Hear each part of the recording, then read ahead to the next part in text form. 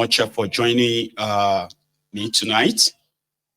Please, after reading the caption of the broadcast, kindly read the description as well. Not much, okay? It is like the window into the heart of what we will be sharing tonight. So then also, like the broadcast, share it. Invite your friends, invite your not so friendly friends. Tell them that Mayegun is live and this should be interesting.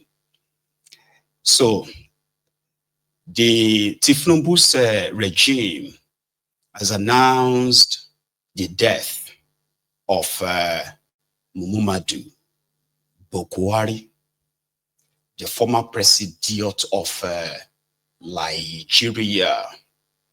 And reactions have been pouring in all over the place.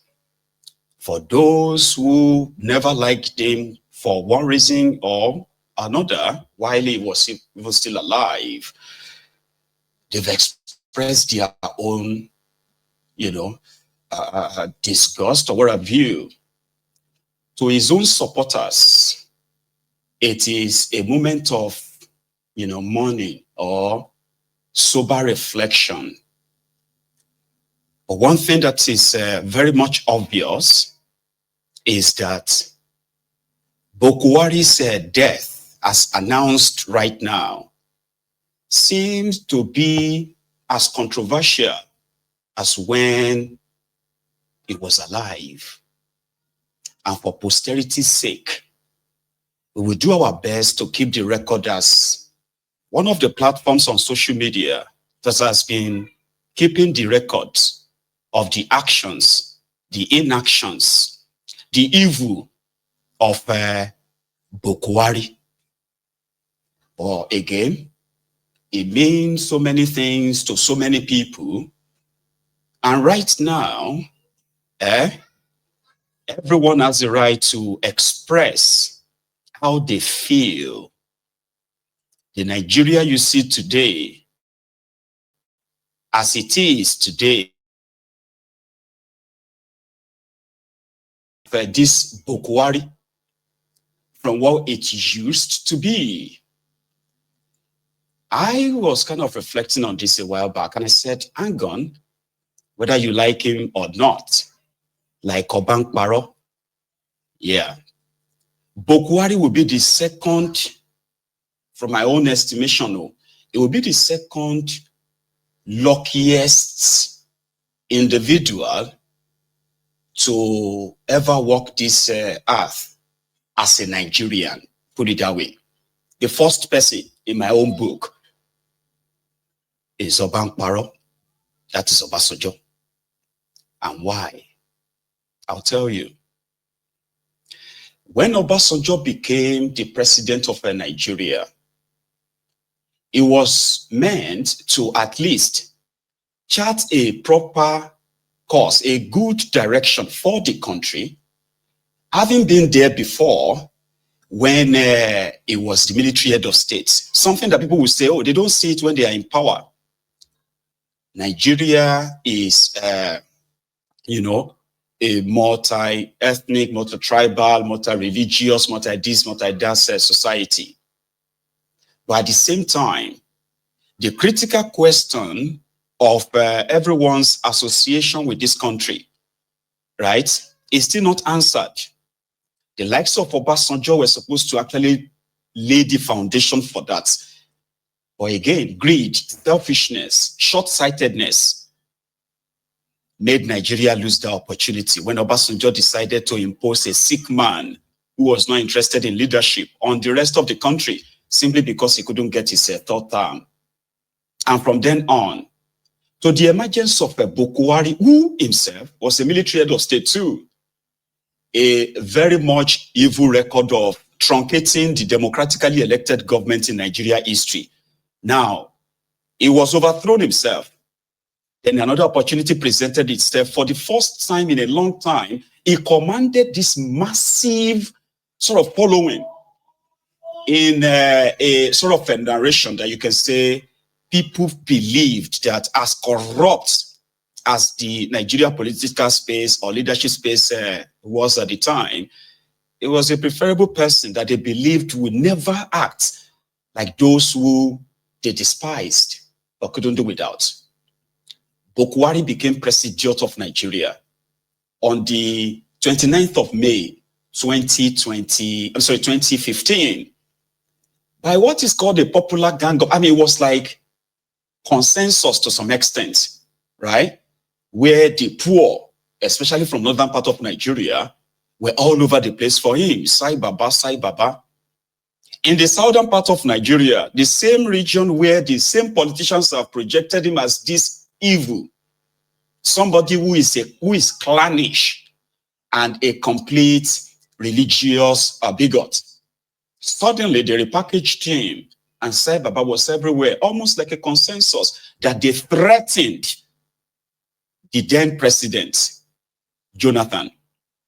Now, Jonathan at the time was pretty much considered as a very weak president. He was considered as corrupt, unable to actually stand up and protect Nigerians when school children were kidnapped in Chibok.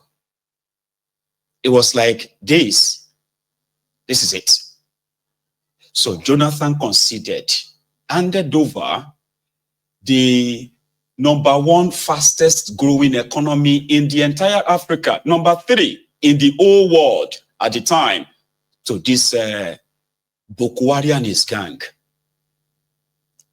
And of course, it was supposed to be an economy that is rising. From that moment, Nigeria made the worst and the worst mistake, generational mistake, that will never, ever be recovered. Bokohari spent months in choosing those, they call this, his ministers. By the time he made the announcement, his ministers, ministerial list is filled with the same known criminals, repackaged, of course, and the plutocracy started. Nigeria refineries were working at over 50% capacity. That was why subsidy being paid by Nigeria at the time, before the emergence of the APC, was very below, much like, it was pretty much around 200 billion naira, not a month, in a year. Then they handed this country to this guy. Boko Haram was the headache. It was like the final. They needed a general, and all that. Cut the long story short, 8 years after, more Nigerians were slaughtered under him. More terrorist organizations, became, established. Not only that, Bokohari and his gang committed sizable portion of Nigeria's national budget on funding security. But the more they spend, the more the insecurity grew. Then they deployed another means. Another kind of like policy that never existed anywhere in the world, or never existed in any part of the world. And that was Operation Safe Corridor. Right before our very eyes, these terrorists continued to kidnap school children. In fact, it became a thing. Right? Then Bokohari and his gang came back to tell us that they are forgiving terrorists. None of this resolved anything. People died. Families shattered. This is on the face of insecurity. On the part of the economy, Nigeria economy shrank from $562 billion economy. It shrank down straight to $280 billion economy. Today, it has further, shrunk. Courtesy of this APC. So, we will be touching most of them. As like I said, people have been reacting. His friends, especially those ones who made a lot of money, because he actually made a lot of billionaires, if not trillionaires. Nigeria was producing 1.3 million, 1.4 million barrels of crude oil before these guys. And they were losing about 50,000 barrels of crude oil every day, according to their available data. But the moment these guys came in, oh dear, the economy right? More people lost their jobs, businesses shut down, families separated, where the japa became a thing that people just had to escape out of that contraption. Nigeria Naira took the hit, right? And say was the living standard of the people. Life became so unbearable, but people were being fed with propaganda that it was building, rebuilding, or recovering Nigeria from the ruins of the PDP. Nigeria became more indebted, right? Like serious indebtedness that affected their currency, of course. So in all of this, Bokohari and his co-travelers who made so much money continue to sing his praise and his praises. They continue to, eulogize him, and they continue to force, this murderer on the people. Like, oh yeah, only those who don't like Nigeria don't like him. Human rights, human rights abuses became a national policy under him. People were disappearing, not because of not because of the Boko Haram and the rest, just because his secret police continue to track people down. If you say anything, and if you are, for any reason, suspected of, saying something or involved there with any people that they considered as enemy of Bokohari, you may disappear. So I'll take a break now. And that break is just to kind of take you now into what is going on out there since the announcement of the death of Bokohari. Tifnumbu, another relic, right? Who has been, spending your money to buy himself, the better healthcare money can buy in any part of the world. Now, no matter how you see Bokohari, whether you think it's all right, whether you think it's not, but there's something that you actually have to ponder on. In 2017, it was the moment that Bokohari disappeared from Nigeria for 96 days. And this was that kind of like a watershed moment where everything seemed to change. And I'll tell you this. There are those who are even within their camp that believed that something happened to that Buhari in 2017. Because from that moment on, it was more or less like an FPG. An FPG where other people were actually running Nigeria, not running, ruining Nigeria. In a way that those who claim to know him better said he wouldn't have probably, approved if it was the real Buhari. That's the part where it's, people claim to be a conspiracy part.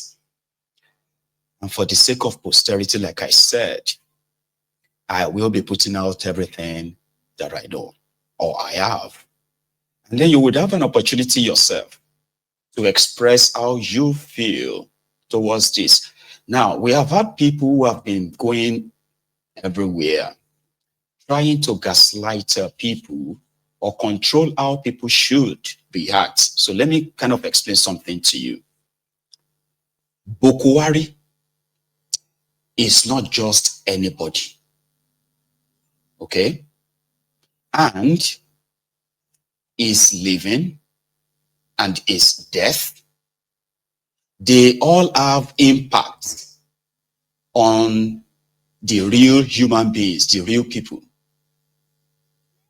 And we are talking about in an era where everything is pretty much like digitized, where we have the digital footprints of everything Bokohari did and those around him, as well as their victims. So Bokohari took decisions that affected millions of lives. Many of them that, in fact, he would never even kind of like imagine how his actions and his inactions affected them or changed the trajectory of their lives. And that is why you cannot, for any reason, gatekeep how people react. If anybody feels like cursing him, fine. If anyone feels like praising him, well, maybe fine. The thing is, millions of lives were destroyed by the actions and inactions of Bokohari and those around him in 8 years that people will never get back again and will never remain the same as well. What are those actions and inactions? Majority of those who blindly follow their change mantra, not knowing that they are following the Al-Qaeda People's Congress or APA, or People's Congress, APC, Egbekegbe. Many people were sold these APC lies because of insecurity, not knowing that they were the same people behind the insecurity. By employing armed Fulani terrorists, shielding the sponsor of Boko Haram. When people like us can type some keywords into the internet and we'll kind of draw names with evidence and court documents from government outside Nigeria that actually flagged and listed the sponsor of terrorism in Nigeria, including those who are in their Izala movement and other terror group that the political class emerged from. And therefore, they are using the supposed Nigeria resources to fund terrorism in such a way that these guys were supposed to be tried for treason if Nigeria was a real place. So APC, Egbekegbe, prioritized the safety, welfare of murderers, terrorists, than the welfare, safety of their victims who are in their millions, displaced from their homes. All of these have digital footprints. On record, 881 school children were kidnapped under Bokohari. And guess what? Between the period of 2016 to 2020, 4 years, right? It is recorded, though, that's the one probably made public. It is recorded that Nigeria paid over $21 million to different terror groups in Nigeria as ransom. So when he has all the resources to crush them for real, rather than crush terrorism, they turned it into an industry. You know? The same Bokohari that is pardoning terrorists who continues to kill, kidnap, maim, and destroy is the same Bokohari who has the capacity, using the same resources of Nigeria, with the intention to wipe off the dots in a circle. He is the most divisive criminal tyrant to ever pass through that contraption. And for fairness' sake, it is actually Bokohari that made it clear to all of us that there is no one Nigeria, but many Nigerias. The bigotry you are witnessing today, the tribalism you are seeing on social media today, that has now become so industrialized, where political class, APC, and Bekebe are funding bigotry, tribalism against one tribe or another. All of that started under Bokohari. His legacy. His own people are not spared. 334 school children were kidnapped in Kankara, in his own local government, in his own state. No matter how much they try to whitewash him, Buhari is a generational mistake that the generations of Nigerians who will come in generation to come must know who he is. I know that my own is just little. They can always, in this day and time, they can now always go onto the social media or the internet and search the atrocities of this criminal. So don't let anybody tell you to be nice to a dead man or be nice to the dead. It is one psychological blackmail. Okay? Everybody is going to die. But you know something? When you look at the criminals who destroyed people's lives in